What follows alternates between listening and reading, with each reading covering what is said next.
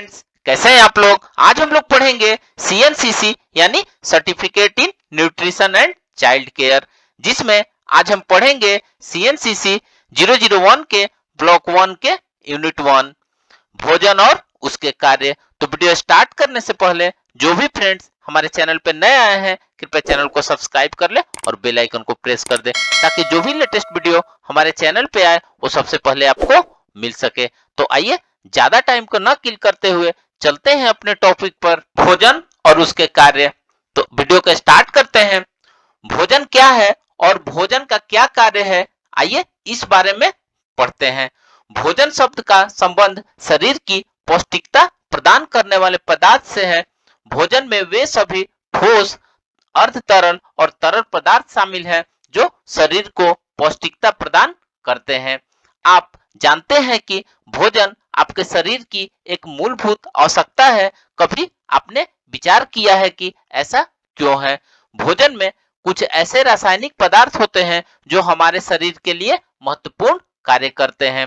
भोजन से भी मिलने वाली इन रासायनिक पदार्थों को पोषक तत्व कहते हैं। यदि ये पोषक तत्व हमारे भोजन में उचित मात्रा में विद्यमान नहीं हो तो इसका परिणाम तो अस्वस्थता या कई बार मृत्यु तक हो सकती है। भोजन में पोषक तत्वों के अलावा कुछ अन्य रासायनिक पदार्थ भी होते हैं जिनको अपोषक तत्व या नॉन न्यूट्रिएंट कह सकते हैं, जैसे कि भोजन को उसकी विशेष गंध देने वाले पदार्थ, भोजन में पाए जाने वाले प्राकृतिक रंग आदि। इस प्रकार भोजन पोषक तत्वों और अपोषक तत्वों का जटिल एक मिश्रण है। आपको यह जानकर आश्चर्य होगा कि भोजन में 40 से भी अधिक पोषक तत्व पाए जाते हैं। इन पोषक तत्वों को मुख्यतः 5 वर्गों में बांटा जा सकता है। ये वर्ग है प्रोटीन, कार्बोज, वसा, विटामिन और खनिज लवण। एक अन्य वर्ग जल। जल केवल एक पोषक तत्व ही नहीं बल्कि इसे भोजन का भी दर्जा दिया गया है। इस विषय में भोजन के मुख्यतः 3 कार्य होते हैं। पहला फिजियोलॉजिकल फंक्शन यानी शरीर क्रियात्मक कार्य, दूसरा सोशल फंक्शन यानी सामाजिक कार्य और तीसरा साइकोलॉजिकल फंक्शन यानी मनोवैज्ञानिक कार्य। सबसे पहले देखते हैं शरीर क्रियात्मक कार्य। भोजन की शरीर क्रियात्मक कार्य है ऊर्जा प्रदान करना, शारीरिक वृद्धि में सहायता करना, शरीर का बीमारियों से बचाव करना और शरीर का क्रियाओं को सुचारू रूप से चलाना, जिसमें इन जीवन में हर क्षण विभिन्न क्रियाओं जैसे उठने, बैठने, चलने, दौड़ने आदि के लिए ऊर्जा की आवश्यकता होती है। इसके अतिरिक्त हमारे शरीर के अंदर और भी कुछ क्रियाएं हर क्षण होती है, जैसे दिल का धड़कना, आंतों की सिकुड़ना, फैलना आदि। शरीर को इन आंतरिक क्रियाओं के लिए भी ऊर्जा की आवश्यकता होती है। ऊर्जा देने का कार्य मुख्य रूप से कार्बोज और वसा द्वारा किया जाता है। इन 2 पोषक तत्वों को शरीर का ईंधन कहा जाता है। इन दोनों पोषक तत्वों के कार्य की तुलना लकड़ी, कोयला आदि ईंधन के जलने से की जा सकती है। आपने देखा होगा कि इन ईंधनों के जलने पर गर्मी और प्रकाश के रूप में ऊर्जा निकलती है। इनके जलने पर निकलने वाली आग की गर्मी और प्रकाश वास्तव में ऊर्जा का ही परिवर्तित रूप है। इसी प्रकार कार्बोज और वसा के शरीर में जलने से ऊर्जा उत्पन्न होती है। इस ऊर्जा का उपयोग शरीर के विभिन्न क्रियाओं के लिए होता है। इसके अतिरिक्त शरीर की वृद्धि और टूट फूट की मरम्मत के लिए भी भोजन आवश्यक है। इन 2 शब्दों वृद्धि और मरम्मत का क्या अर्थ है? जैसा कि आप जानते हैं कि हमारे शरीर कई छोटी छोटी इकाइयों से मिलकर बना है जिन्हें कोशिकाएं कहते हैं। शरीर की वृद्धि के दौरान शरीर में पुरानी कोशिकाओं के साथ नई नई कोशिकाएं बनती हैं। इसके साथ साथ पुरानी कोशिकाओं के आकार में भी वृद्धि होती है। दूसरी ओर हमारे शरीर में कुछ कोशिकाएं टूटती हैं और नष्ट होती रहती हैं। इन टूटी कोशिकाओं को ठीक करना और नष्ट हुई कोशिकाओं को बदलना मरम्मत का कार्य कहलाता है। वृद्धि और मरम्मत दोनों के लिए प्रोटीन अनिवार्य है। यदि हम किसी व्यक्ति के शैशवावस्था से वयस्क होने तक की ऊंचाई और वजन में हुई अत्यधिक बढ़ोतरी को देखें तो हम वृद्धि एवं विकास में प्रोटीन की भूमिका को जान सकते हैं। यह सब कैसे होता है? यह वृद्धि की प्रक्रिया द्वारा ही संभव है।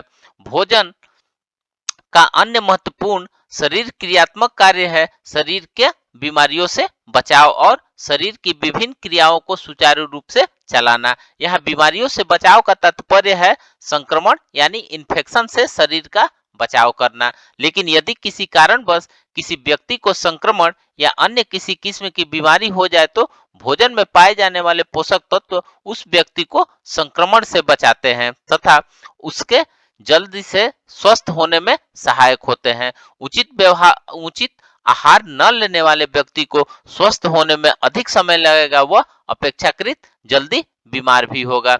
शरीर की क्रिया को सुचारू रूप से चलाने वाले कार्य से तात्पर्य यह है कि शरीर प्रक्रिया में नियंत्रण। जैसा कि आप जानते हैं कि शरीर के अंदर बहुत सी प्रक्रियाएं होती रहती हैं, जैसे दिल का धड़कना, शरीर के तापमान को स्थिर बनाए रखना, मांसपेशियों का सिकुड़ना, ये सभी प्रक्रियाएं शरीर में नियंत्रित होती रहती हैं। भोजन के कुछ विशिष्ट तत्व जैसे विटामिन और मिनरल्स इन प्रक्रियाओं को नियंत्रित रखने में मदद करते हैं। अन्य पोषक तत्व प्रोटीन और जल भी नियंत्रण प्रक्रिया में सहायक होते हैं। इन प्रक्रियाओं के साथ साथ शरीर के अंदर बहुत सी रासायनिक प्रतिक्रिया होती रहती है। इन रासायनिक प्रतिक्रियाओं द्वारा सरल पदार्थ आपस में मिलकर जटिल पदार्थ बनाते हैं और जटिल पदार्थ टूटकर सरल पदार्थों में बदलते रहते हैं। इसी तरह किस तरह एक या दो सरल इकाइयां मिलकर जटिल पदार्थ बनाती है और किस प्रकार जटिल पदार्थ टूटकर सरल इकाइयों के रूप में परिवर्तित हो जाते हैं। नेक्स्ट देखते हैं सामाजिक कार्य यानी सोशल फंक्शन। भोजन और उसके ग्रहण करना एक सामाजिक अर्थ भी रखता है।